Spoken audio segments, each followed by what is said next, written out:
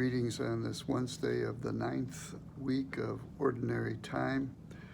Today is a celebration of a couple of feast days for saints. Some of you from an Irish heritage would remember St. Kevin, whose feast day was today, born in Ireland in the 6th century, 5th century.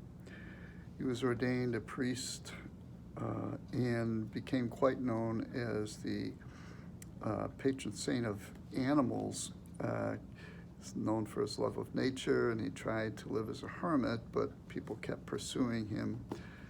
He went to build a monastery, and then after that was done, went further away and lived his life quietly, again in solitude and in prayer.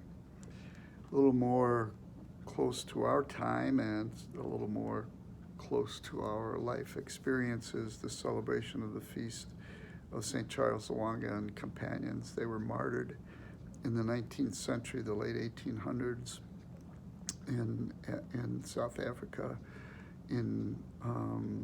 by a cruel king at the time, the son of the king who allowed the order that St. Charles was in to begin to convert people.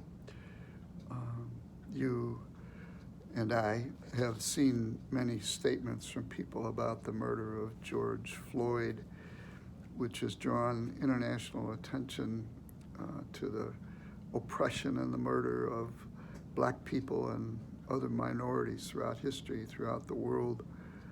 You can look for some others here on our own social media and websites, one being from the Archbishop of Washington, D.C., Archbishop Wilton Gregory.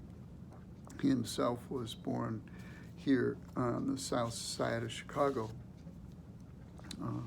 Something that I saw that certainly caught my attention and has made me think, and I've been thinking about this before. White privilege is something that is very much part of the conversation or the disagreements these days. And this says white privilege doesn't mean that your life hasn't been hard.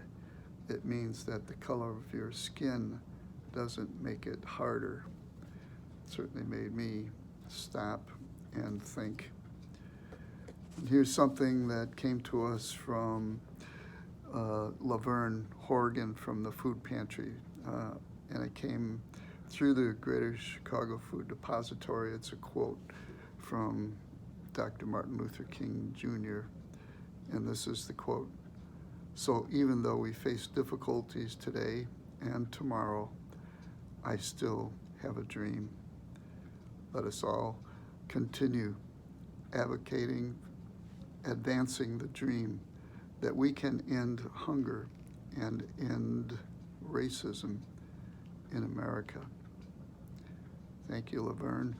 Thank you, everybody who tries to end these two great diseases in our country and in our world.